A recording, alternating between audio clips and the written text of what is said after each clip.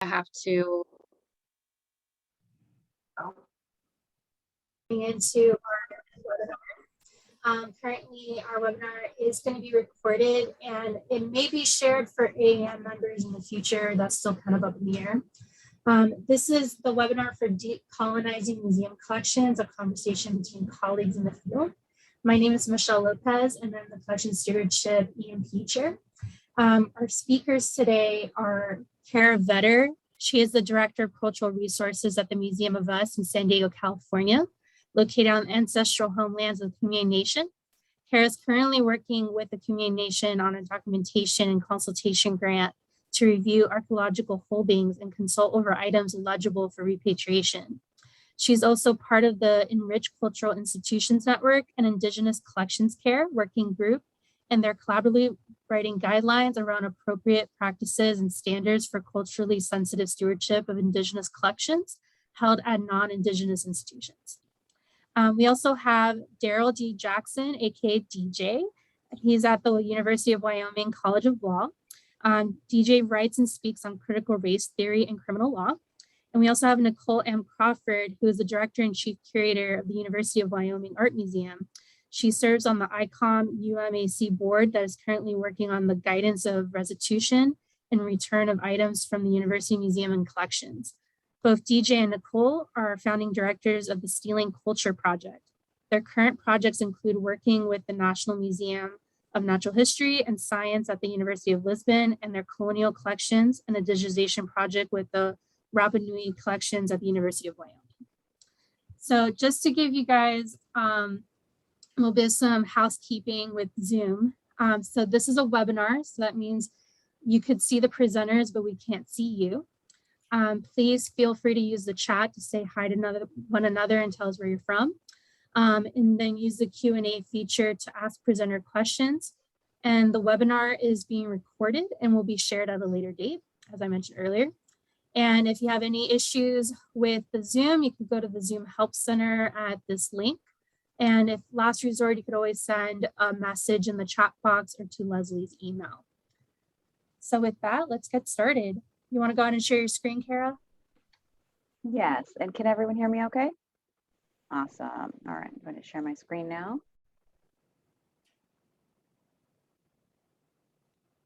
All right. Can everybody see that okay? Wonderful, thank you. So thank you for having me. As I said, my name's Kara Vetter. I'm the Director of Cultural Resources, and I've been with the museum for about 6.5 years now, and I've been in this current role for about 2.5 years. And before I share in the work that the museum is undertaking, I would like to begin with a land acknowledgement. The Museum of Us recognizes that we have the privilege to reside on the unceded ancestral homeland of the Kumeyaay Nation, the indigenous peoples of this area. Kumeyaay peoples have lived in this area since time immemorial.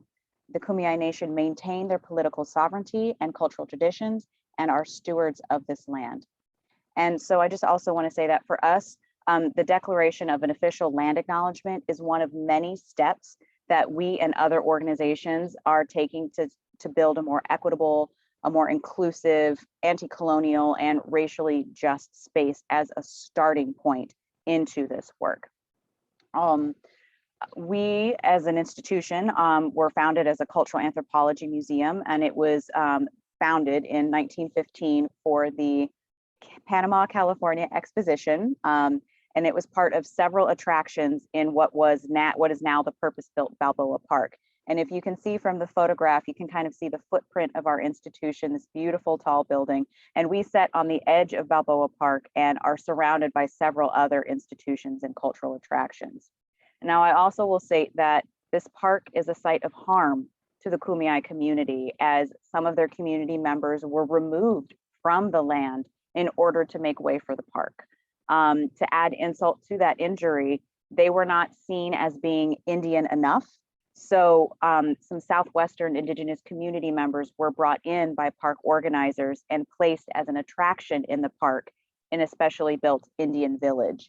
This is pretty common practice at that time to have these, other culture attractions and having people on view like zoo animals. And this was just something that was accepted. It's not okay today, obviously, but it's part of the history and something that we like to be able to share with everyone. So the original expo was where we collected from dozens of indigenous communities, both domestically and internationally. And during the following 100 years, we acquired even more cultural resources.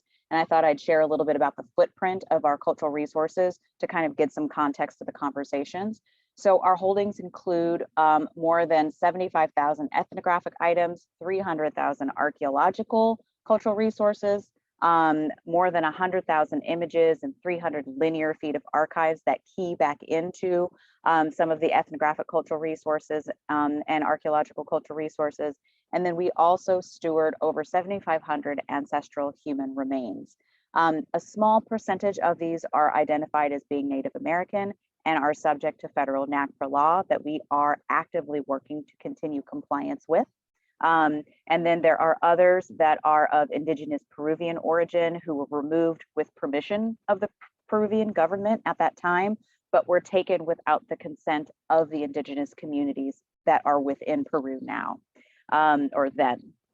And while also a vast many of these ancestral remains are from contemporary medical skeleton collections and do require further review to understand their cultural context. So basically we have a lot of review and work to do to understand, who we hold from, where they're situated, and who we need to be talking with in the future. Now, given that the majority of our holdings come from indigenous communities, like I said, we've got a lot of work to do. I want to say that we've kind of got these guiding principles of decolonizing initiatives that we work through and we work with and under. And I have to say that this work is not something that we flipped into overnight. It really began as a long and deliberate process that really started with a reassessment of our work and compliance under federal NAGPRA law. And in particular, it was with us listening to and actively working with our home communities like the Kumeyaay Nation, because they had been demanding the repatriation of their ancestors and belongings for decades from us and other institutions. But we had used the law in ways in order to not, fulfill our obligation of the intent of the law. We used culturally unidentifiable as a way to get around that work. This is not our practice now. And through that consultation and that process of talking with the community, ceding authority over the cultural resources and the ancestors, that we started to see how transformative this work can be for all involved. And it could not start until we repatriated their belongings and their ancestors. So taking it further, because we realized we had so much more work that we needed to do, we began a really critical examination of our institution that starts with our cultural resources, what we hold, because that is where the core of our institutional rot resides. And I think where it resides for a lot of institutions that have large holdings of indigenous community cultural resources, BIPOC community cultural resources. And this review and early work resulted kind of in the creation of a framework of guiding principles that is grounded in the seminal work of Decolonizing Museums, which was written by Ho-Chunk scholar Amy Lonetree. Now, I won't read them all out because you all can read, but really the highlights are about truth-telling and accountability, rethinking what ownership really means. That includes tangible and intangible concepts of ownership, rethinking organizational cultural shifts that are supported by our policies, which I'll talk about a little bit later. And then also around representation, making sure that we have BIPOC communities represented at all levels of decision-making within the institution. And then you'll also see at the bottom that reciprocity is listed. And that's a really big one, is it keys into this idea that we as a museum do not own Indigenous knowledge. Even if we do hold their belongings and have learned much from them, it is not for us to share that information out without consent or use that information internally without consent. So reciprocity is about ceding authority and recognizing that Indigenous communities are sovereign nations, sovereign entities that have the right to control their information as they see fit. Oops, too far. There we go. So what we have here is something that I'm still gaining some comfort and language around. It's a little bit new to me, but it is our theory of change model, and it kind of stems from the guiding principles that we have, but it's kind of a different way to think of our guiding principles in action, but how they flow into and out of the various areas of the institution's operations.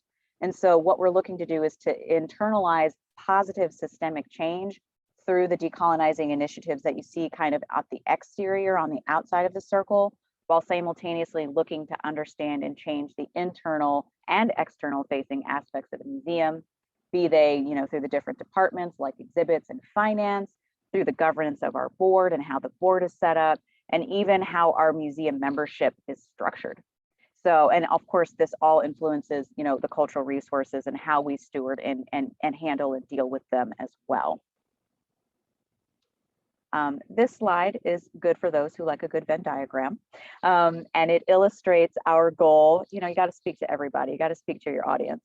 And what it does is it illustrates our goal of creating a sustainable system of systemic change within our institution that comes from good policy and good practices. So what we're hoping to achieve here is that no one decision or action is solely dependent upon a single staff member's whims, ideas, wishes, and wants. It's about making sure that, because staff change, people move on, also institutional memory can become faded and lost. So by marrying our practice into policy and pulling them together, what we're hoping to get is sustainable change that is replicable moving forward. So, and I know I'm talking a lot, but I want to make sure I get through it all so that, DJ and Nicole have a great chance to talk as well. So that's kind of one model that we have going. Here are some examples of some of the policies and the practices that we're trying to marry together. And I won't read them, but some of the bigger ones are the Colonial Pathways Policy, which I'll talk about in a little bit. Some of our practices are around our trainings. We have new hire and intern orientation trainings, cultural stewardship trainings, and we even have cultural competency training. I've just sat in a really long cultural competency training the last day and a half that was really digging in deep about, our history, what it means to be a decolonizing institution, and several other layers. And that was a training that's been attended by not only, staff who are doing this part of the heavy lifting of the work, but by our forward-facing staff, our board members, our CEO, our leadership. Everyone has to attend these trainings in order to have a solid foundation of understanding where the museum is within this work. So now I'm going to dig into the meat of one of our policies, and this is what really is impactful for the cultural resources stewardship part of the institution.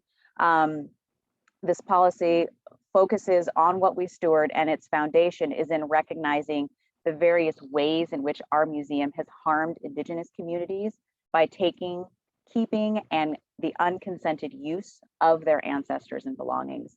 This policy builds upon our previous policy for the curation of human remains, and it also outlines the various pathways that a cultural resource may have taken to get into our quote unquote possession. It also outlines the ways in which we will accession or curate cultural resources by placing informed consent at the heart of our policy. Like, we won't do anything without the informed consent of the community. Additionally, it recognizes that a community's needs change, and that an item that may have been consented to be held at the museum at one point or now, but has then maybe been determined to constitute some kind of cultural matrimony or patrimony or any other, instance that the community says we need this back, then it can be repatriated, full stop, no questions asked. And this kind of goes above and beyond NAGPRA, because we realize that NAGPRA is deficient when it comes to the domestic Native American communities within the United States. But this also applies to international communities where there is no NAGPRA-esque like law. So this is us really trying to come to grips with, since what we hold is so heavily focused on Indigenous communities, that's kind of the space that we set in. Now, most people ask, well, what is a colonial pathway? And for us, it is a list of criteria that comes from our own deep research into the collection, into the history of our collecting practices. And it really analyzes the historical context and time frame from when each item came into our possession. So for example, we have several Aboriginal Australian objects that were procured by a member of a specific research expedition, the Stanley Porteous expedition, I believe. And their goal in that expedition was studying the communities there through a very racist lens that sought to prove racial hierarchy of intelligence through measuring cranium, through measuring all of this. So some really horrific ideas that they were trying to use Western science to perpetrate and support. And so these cultural resources were procured during a time of really heavy persecution of the Aboriginal Australian community and are very likely the result of inequitable trade or removal without consent by the expedition team members. And so we have other examples: removed without consent, acquired through expedition, maintaining ownership when cultural revitalization is dependent upon repatriation. So those are kind of the overarching pathways that we use as we are trying to determine when we need to be repatriating cultural resources. So now this work, it leads down some very dark paths. It uncovers a lot of dark histories, but I also wanted to share some examples of where doing the work has led to some really fantastic moments and opportunities for building better relationships with Indigenous communities, with BIPOC communities.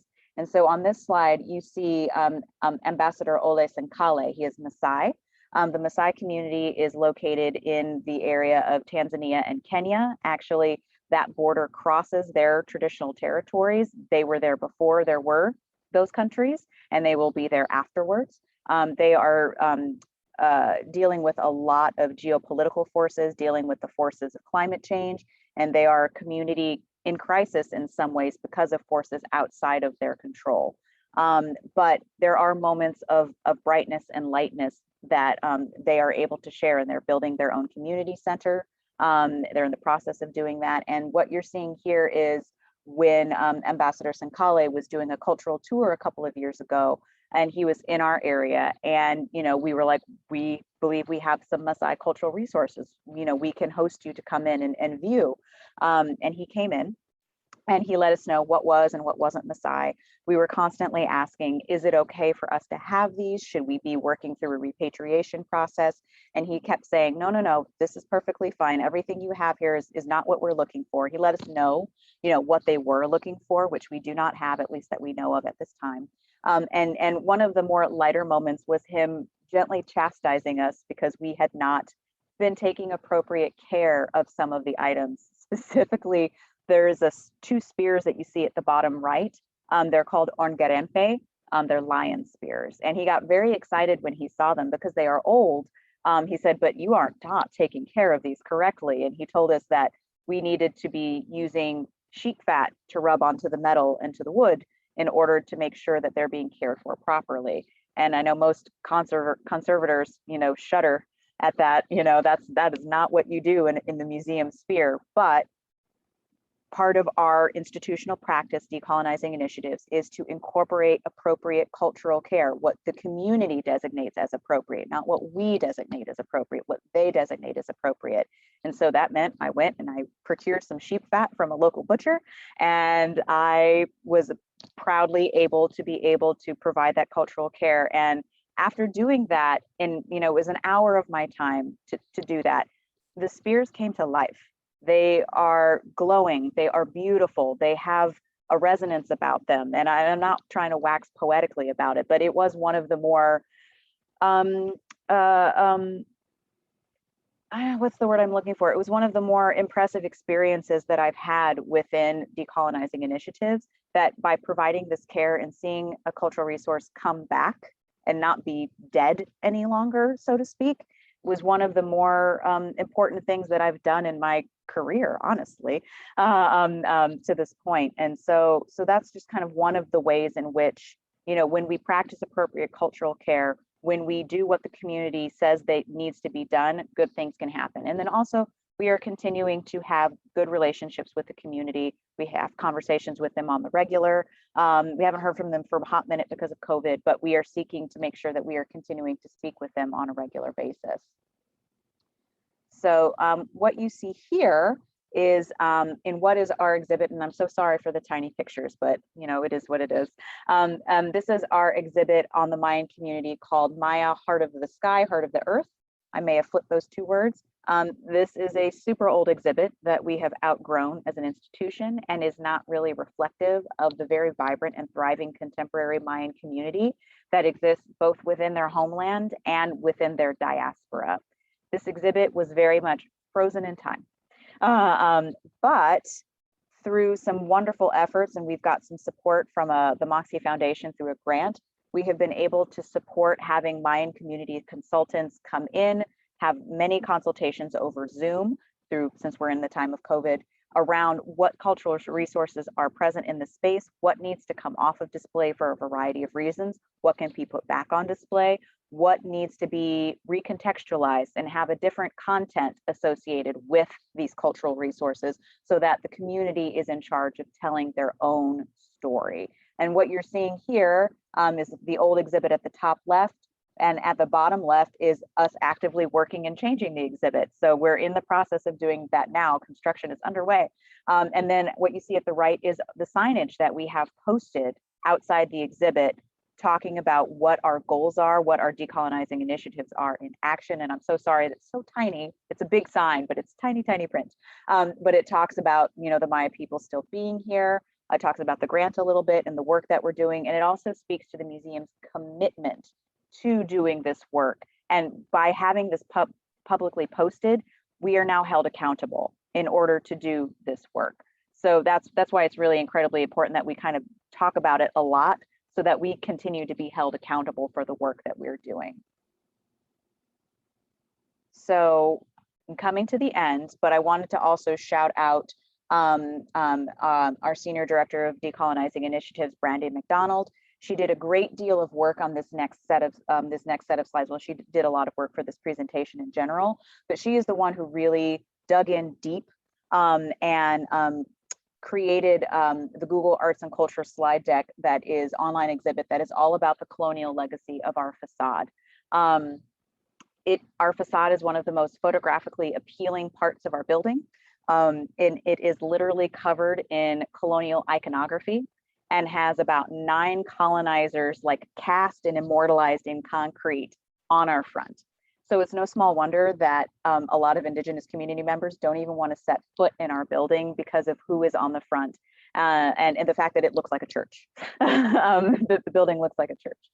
So through the Google Arts and Culture slides and exhibition, they take a really deep dive into the history of these men and their really hugely outsized impact on, you know, the colonial legacy of not only the country, but in particular the Pacific Coast, but in particular California and Mexico, through the exploitation, the genocide, and the enslavement of the indigenous peoples of these lands. So that's a lot of heavy content and a lot of heavy lifting done by a lot of our staff members, by a lot of the indigenous community partners that we have, and by everyone who is involved. We are very appreciative of the work that they do. And so what we also do is we are also constantly asking ourselves in this journey, how can we do better? How can we be better? How can we be our best selves when working with communities? So some questions we are asked is, how do we continue to benefit from, you know, the displacement, dispossession, and erasure of Indigenous peoples? What actions do we take now as well as in the past? And it's because it's not just what we did in the past, because we can cause harm here, now and today. So we're always asking ourselves these questions with everything we do at every level, and we don't always get it right. We often stumble, we often make mistakes, but the point is to make sure we're asking these questions and we are picking ourselves up and trying to do better as we move forward. So I know that was a lot of information that I dumped at you guys. Thank you for listening to me talk for 15 or 20 minutes. And I just wanted to say thank you. And if you ever need to get in contact, please feel free to do so. Thanks. Thank you so much, Kara. That was so interesting. I'm so intrigued about that cheetah. Okay, DJ and Nicole, you can go ahead and start.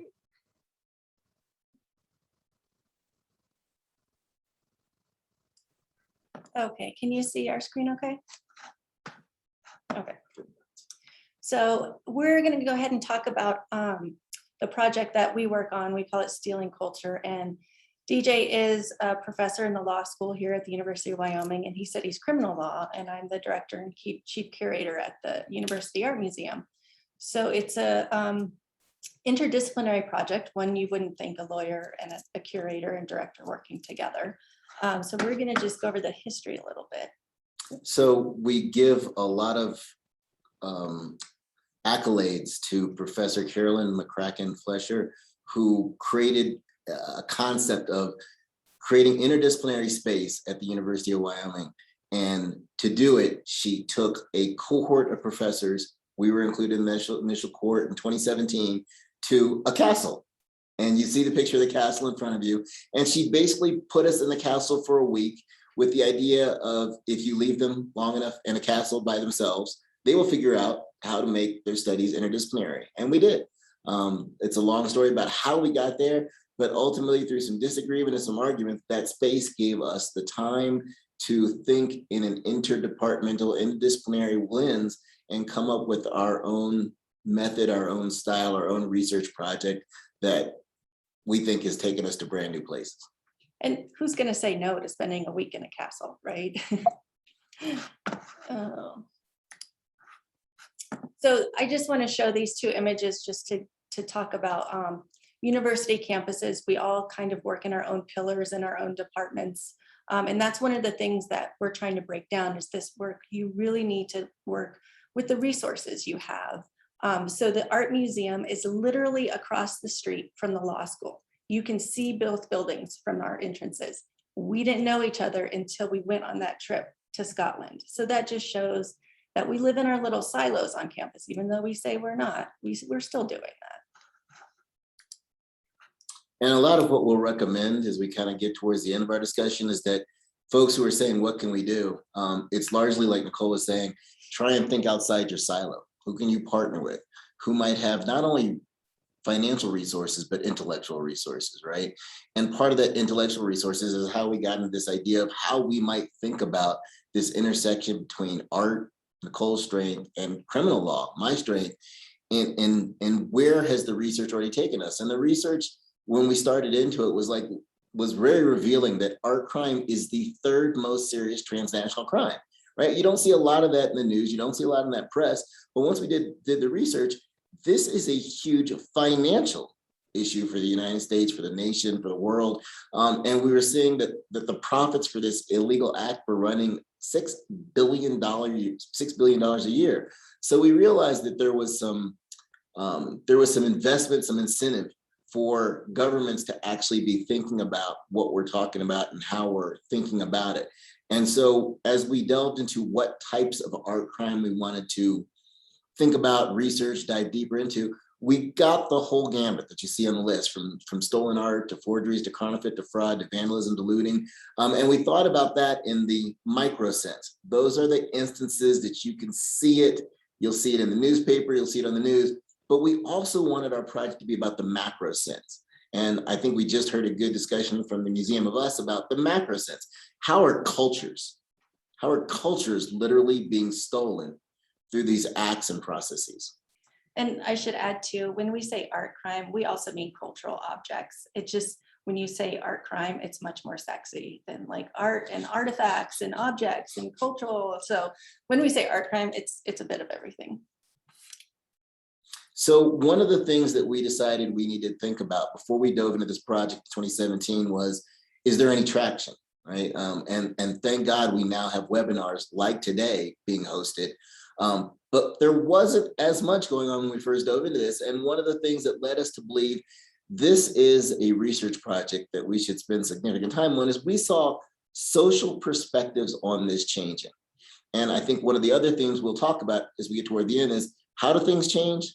Because society is going to make it so. Society is going to cry out. Society is going to claim these changes have to happen.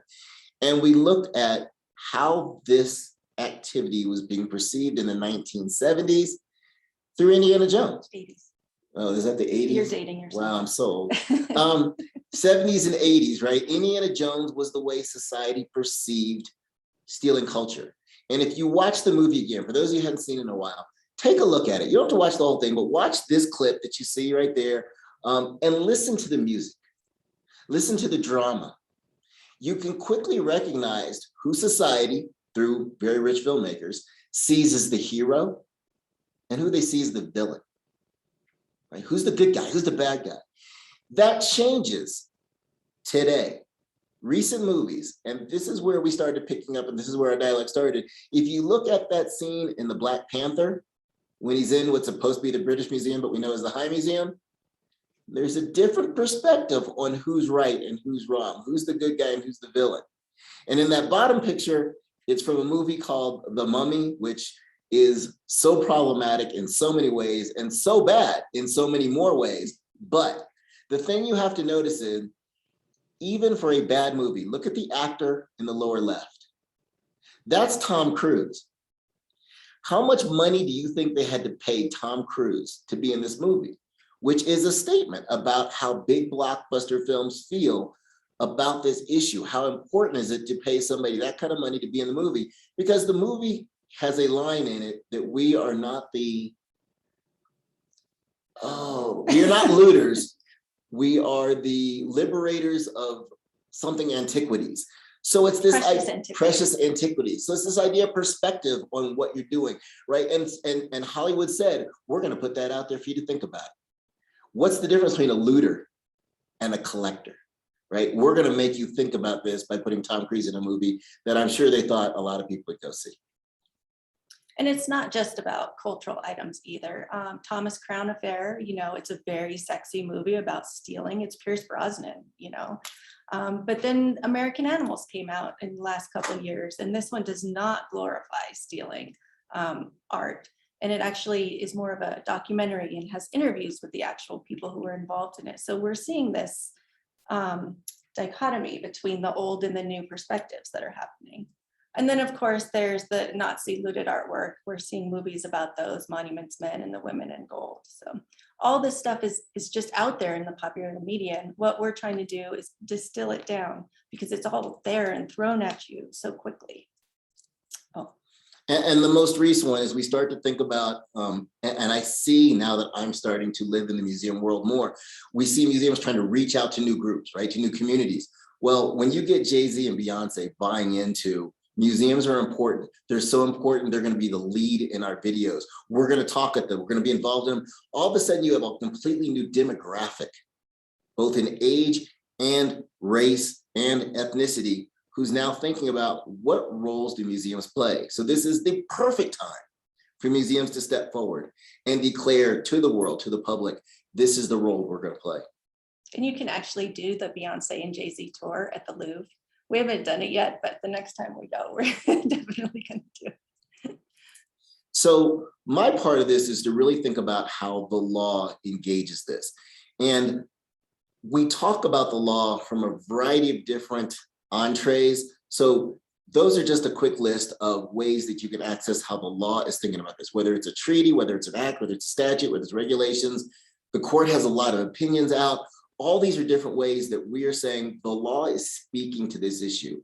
We've chosen to primarily focus on criminal law instead of corporate, commercial type of law, because there's a lot of research already out there on intellectual property. There's already a lot of research on civil actions. But one of the things that we took a position on the beginning is when society really abhors an act, they make it criminal. They want somebody to be punished for that. So that's our entree into this discussion and this dialogue is, okay, how can we think about that abhorrence for people engaging the activities that this webinar is all about? And what can we contribute to how the laws might look to support that abhorrence? So from a federal law, right, from the United States perspective, two of the statutes that are pretty well known, we already had a discussion about NAGPRA. Another one is the Theft of Major Artworks Act. In any of our criminal statutes, you're going to find in the United States Code, that's the USC, United States Code annotated, that's the A, but Title 18. So you're going to find all those things in there. And why is that important? Because the code tells you how much we abhor it through the punishments, right? potential for up to 5 years under NACPA, potential for up to 10 years under theft of major artwork. And part of what we're arguing, and we're going to talk more about, is how we think the mens rea part of it, what's the mental aspect people enter into when they're doing these acts, how that might be adjusted and how it might go a little bit more along lines of what we're working towards today, instead of it just being knowingly or knowing, which you see under the mens rea, the first two. And that would be to use something like Chapter 3 of Title 18, which is intentional towards hate crime. But the applicability is really going towards the kind of things we're talking about today during this webinar. And what they say in the hate crimes is essentially somebody who knew or should have known. And I think when we talk a lot about these items that are part of the discussion that we've been having today, is the pushback is, well, they didn't know. And part of my argument, part of our discussion, part of our presentations have been, what if we modified that act? What if we modified the regulations? What if we modified the statute so that we include this idea of or should have known? And how will that change the idea of we can keep these collections because we didn't know? Moving from the domestic or national law here to the international law, we see that as another way to stamp in these different perspectives, these progressive ideas. And one of the international laws that's really helpful for that is the Convention for the Fight Against the Illicit Trafficking of Cultural Property.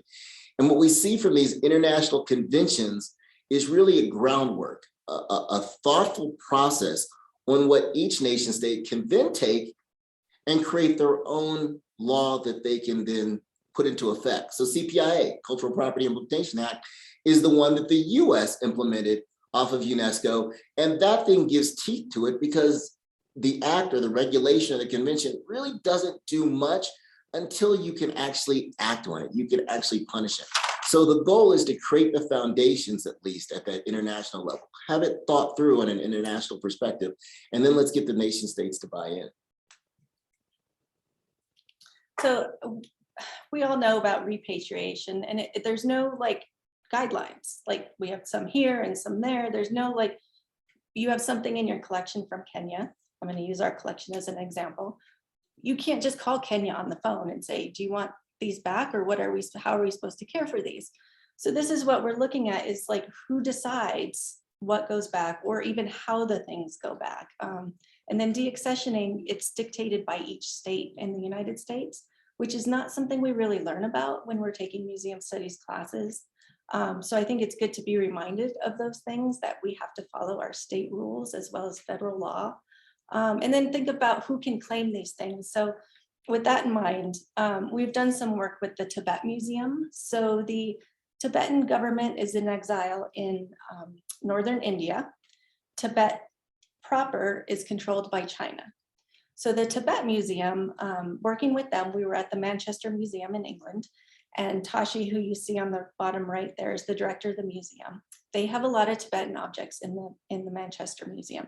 And he said, well, can you just give these to me and I'll take them back? And we were like, no.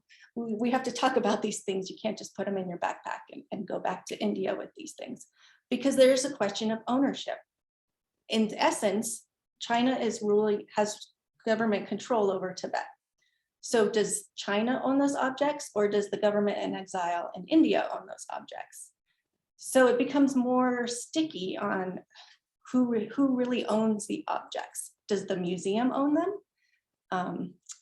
You want to add anything? No, that's good. Okay. Good dive into that. We've also done some work in Cambodia. I had some students who worked on doing provenance research for a bunch of objects in Cambodia, or objects in museums in the United States. And they actually identified a few objects that may have been looted during the Khmer Rouge period. So they did the research here. There was an object in the Denver Art Museum that actually got repatriated back to Cambodia. So they got to see it in the museum in Denver, and it was this beautiful display in Denver. Then we went to Cambodia as a study abroad program, and you can see the objects are just in these warehouses outdoors.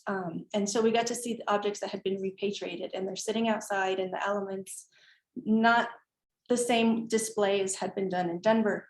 So then it started to think, maybe we just can't repatriate objects. There has to be something behind it to help for the care of the objects, either training or money how does this process work? So it's great for the students to think deeper into this process, because first they'd like, oh, send everything back, we should send it back. But this helped them think deeper through that process. So one of the projects we're working on here at the University of Wyoming is we have a large collection of objects from Rapa Nui, which you may know by the colonial name of Easter Island. They were donated to us. One of the professors here did a lot of work on Rapa Nui. So this is an example of using the resources at your fingertips here. So our collections manager and our preparator are the ones who are helping digitize and 3D scan each of our objects here. The students are helping them with it. The UW libraries are doing, digital libraries are doing the work or the scanning for us. So it'll give us the ability to 3D print them in the future. So it's a way to think of a first step of repatriating these objects, because here's another one that's sticky because Rapa Nui is under rule of Chile. So do they go back to Chile first and then go back to Rapa Nui? So it's another question of ownership. So one of the things we're doing is working with the museum on the island to do a simultaneous exhibition. They're 3D scanning their objects and we're 3D scanning ours. And then we can show the same objects at the same time, thousands of miles apart.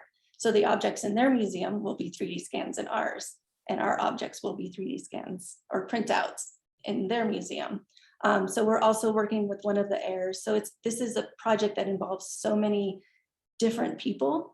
And then what we're doing is looking at the legal side, because when we start to digitize collections, cultural collections, is this another form of colonialism? So those are the questions we're asking with that project.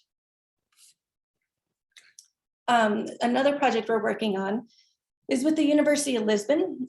Their National Museum of Natural History and Science is on their campus. And we were approached by the director of the museum. She heard about our project. And Portugal is clearly a colonial country. So they have so many examples of problematic, they call them problematic collections. One of them is these photographs from Angola that anthropologists took at one point. A lot of them are very sexualized images of indigenous people. And because they are a public university, they're putting their collections online, but they're not comfortable putting these ones online. So they're asking, how do we work with this? What is the solution for this? One of the other things that we're asking is, again, the ownership question. We're teaching and talking about provenance research, because that's not something that's easy. We don't have time to do it. We're not really trained at it when we're in school. It's a new process. And we're talking about cultural sensitivity. Europeans think very differently than we do about colonialism. I've been working on these guidelines, excuse me, with UMAC. And the way we define colonialism is a little different than they think about it there, because it's more part of their history and that's who they are.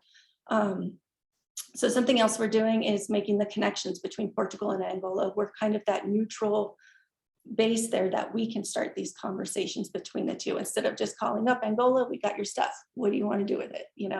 So it's starting those conversations, and we have the ability to do that. No. Okay. So this is a great example of the interdisciplinary and departmental that we were talking about earlier. We just got back from Athens and spent some time with what we call the Parthenon marbles, but what I think more normal in society often hear is the Elgin marbles. Because one of the things that we are planning to do is a study abroad class. We've been planning it since 2000. We were initially supposed to go in 2000, then summer 2020, sorry, 2020, and then 2021, and COVID keeps pushing it back another year. But we've run this class inside the university, and when we run it with both law students and non-law students, whether they be graduate students or undergrad students. And that way we get this diversity of perspectives, these diversity of disciplines, this diversity of ways we might think about this progressive idea of how do we decolonialize? How do we deaccession? How do we do all this work that we're talking about? And so we'll be taking students with us, hopefully, if COVID acts right? We'll be over there this summer, summer 2022, taking them first to Scotland, to the castle that you already saw, where they will do more of the classroom time thinking through this. But then we'll move to London, where we'll visit the British Museum and other museums as Nicole guides us through, so they can see where things sit now. But then we'll head to Athens so they can see where things sat then, and they can see the contrast in how they were originally intended and how they're being demonstrated and shown now. And they can think about what kind of story is being told, what kind of story is not being told, and what type of laws and regulations in the US and in the UK are allowing for this to occur. And it's just to, this, maybe it sparks some law student who will be down the road a legislator who can actually make like actual laws and make the change. So we're thinking like beyond this point in time, we're looking at the 360 view and 13 steps ahead with this project and how we can affect change down the road. Just very quickly, since we've started this project the last 4 years, we've done 21 presentations, we're writing articles, book chapters, we've taught classes, we've done interviews. So there's a lot of momentum behind this. But, one thing that is the biggest hardship for us is the money side of things. When we want to decolonize, we talk about processes and space, time and money, and those things we just don't have. So it's really making all of those things work. But we were talking about grants earlier and how difficult it is to get grants to do this work and those types of things. So we're tired. And broke. So if you want to follow us on Facebook and Twitter, we post a lot of articles, and please feel free to share them with us. Whenever I see anything come across, I put it up there, and it's just for reference of things that are going on in our community relating to these ideas.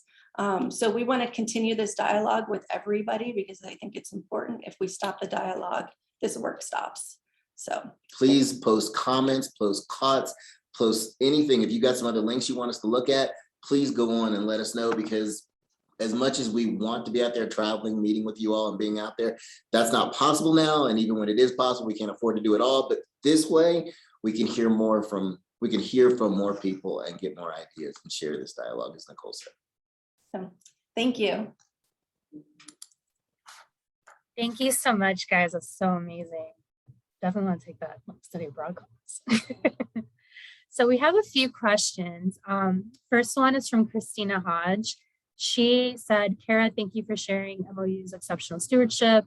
Question, how are you tackling and making transparent to communities in public the long and sometimes frustrating work of researching and exposing provenances, which is such a concern to communities and core to your pathways model? Thank you. That's an excellent question. And one way that we're tackling this issue is through transparency, is letting everyone know like that it does take time and that we do not, know everything. And that also we are quite transparent about, our lack of information. So we may have documentation that just says Southern Californian Indian on it. And then that means that if this item says that and it doesn't have any markers that may indicate a specific community, that we may end up having to have consultations with every Southern California Native American community in order to determine, does this cultural resource belong or should it stay or go? So it's really, making sure that we're being fully transparent with anyone who asks, doing presentations like this so that we're sharing out that information. Also, it's, on our website, we're working towards updating our website. We've got a few areas where it's, this page is under construction and it's something that we're working on, but there's only, a handful of us trying to move a mountain, one rock at a time. But really it's that full transparency of where we are in the process, where we hope to get to. We don't try to set any firm and hard timelines for this because things change, needs change, and we have to also be nimble to what the community is needing. So hopefully that answers the question. But yeah, we just speak it loud and proud and be as loud about it as we can whenever we can. Great. This one's from an anonymous attendee. Any thoughts on repatriation of human remains that are currently buried at a historical site, a place of interment or of indigenous people, or a boarding school? You guys want to answer that one since I took the last one? And I'm sorry, we couldn't hear it. It broke up on our end. Oh, I'm sorry. Let me say it again. So this is coming from an anonymous attendee. Any thoughts on repatriation of human remains that are currently buried at a historical site, like a place of interment of Indigenous people or a boarding school? My first thought about remains that are buried on a historical site, which is how I understand you conceptualizing this, is, and this goes back to the earlier presentation, right? What Kara was saying, the designation of a historical site is a colonial act in and of itself, right? This is being done by most colonizers. Most Indigenous folks aren't the ones saying, this is a historic site.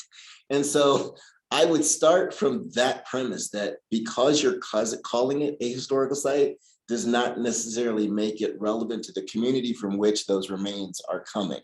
And if you start from that point, then you can start dialoguing about whether the remains should be removed. And before the people who call it the historic site start to decide whether it should be removed, the community from which they came should be consulted with, discussed, talked about. They should be guiding, leading the discussion about what to do with those remains, as opposed to those that are defining it as a historic cultural site.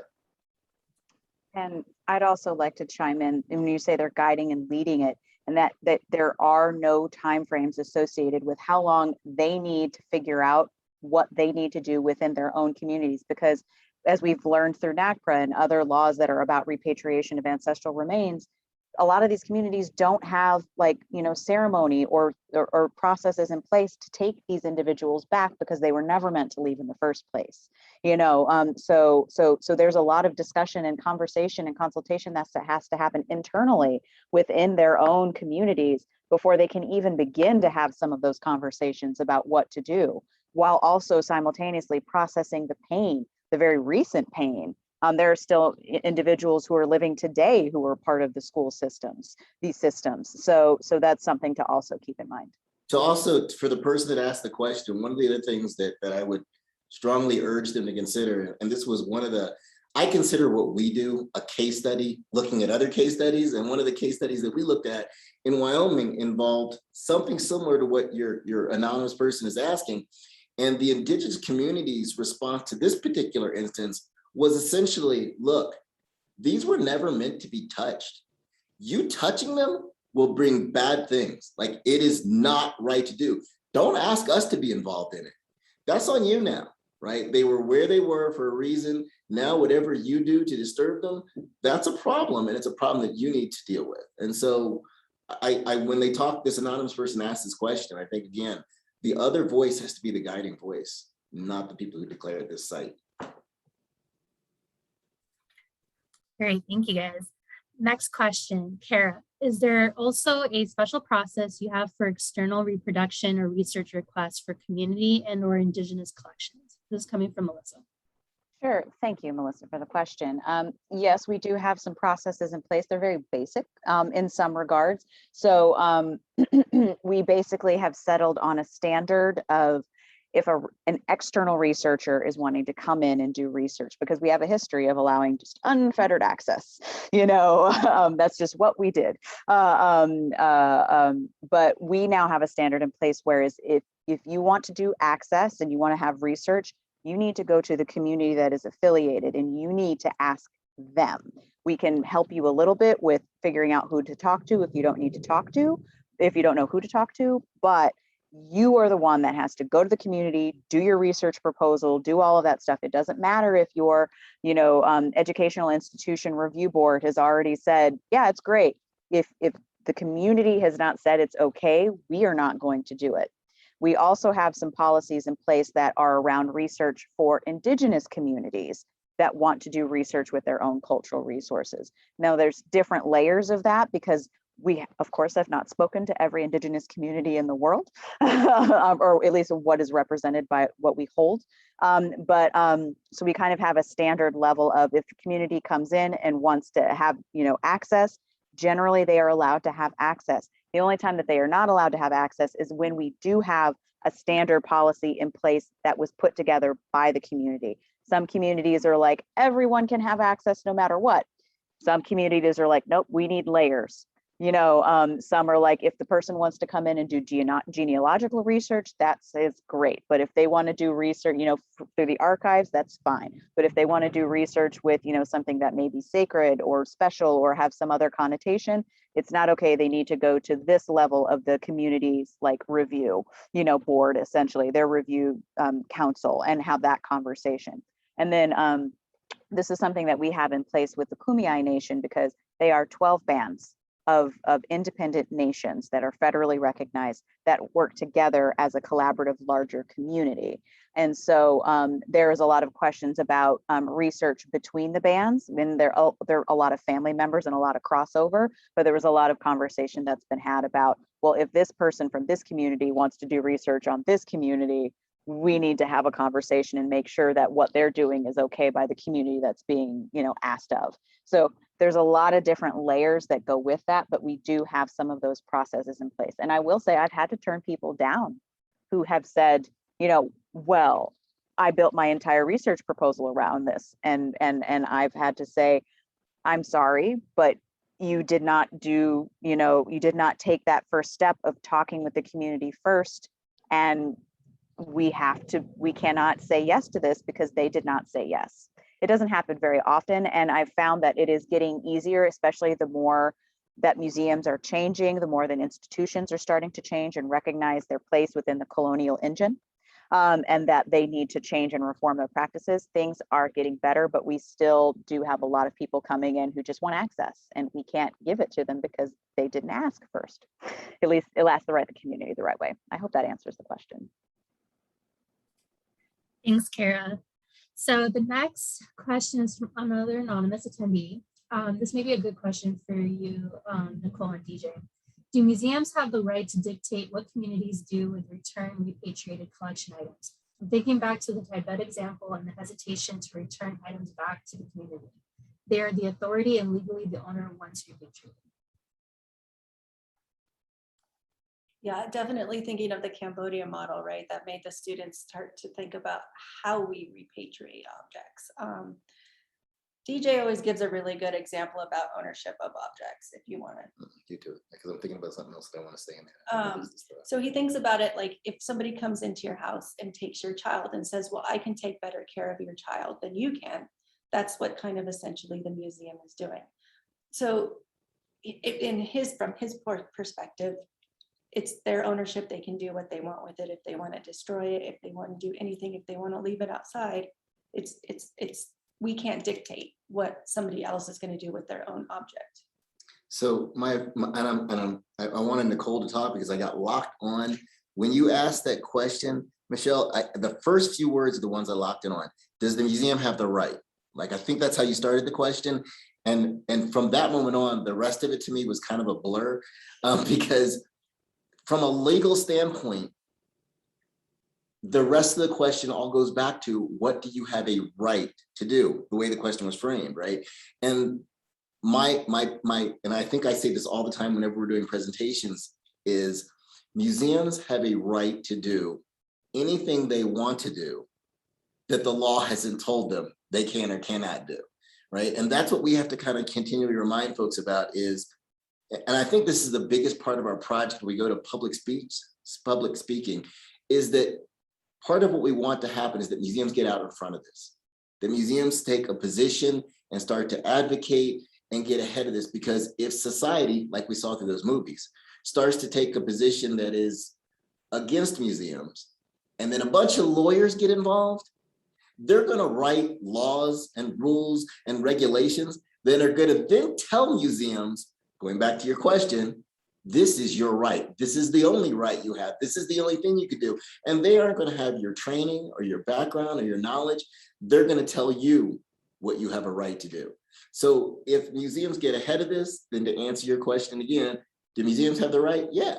So long as there isn't a law saying you can't do that, you have the right to do it and should do it if it's something that you think will progress, push forward the agenda that we're talking about, because I think that's what's going to keep museums in good stead. And trust me, we don't want lawyers involved in our business because they ask way too many questions. And those darn lawyers. Just to follow up quickly on that, one of the questions the lawyer did ask was, how do you solve this problem when everybody's doing all this work everywhere? And I said, well, maybe we need to put together a conference that's just about these ideas. Like we have AAM and we have sessions on these things, but if we just had one conference where all of us could get together and share these ideas, like this webinar is fantastic. I hope we continue doing things like this, because I kind of feel like some of us are working in a vacuum when it comes to this work. And it's so great to hear what Kara's doing, because I wrote down a ton of ideas from what she's doing, which we wouldn't have had this opportunity without this webinar. So I think for us to continue these conversations so we can block out the lawyers is the best thing we can do. Well, thank you all. Unfortunately, we've reached time, and I know we had like 10 more questions, but everyone who put in questions in, please feel free to contact DJ, Nicole, and Kara with your questions. Both presentations were so amazing, so enlightening. I know my co-chair and I, Nicole, we really thought about this webinar a while back, and we had a little bit of a scheduling thing, but I'm so glad we were able to get it all worked out, and you guys did such an amazing job. I'm so glad this came into fruition. So important topics, such important questions. We just want to thank everyone for your time, for coming to our webinar. Again, if you have any questions for the presenters, feel free to reach out to them or to myself. I will be more than gladly to share that with them. We hope for you guys to come back to our next AAM webinar. Thanks, guys. Bye. Thank you so much. Fantastic. Thank you. Wonderful, wonderful.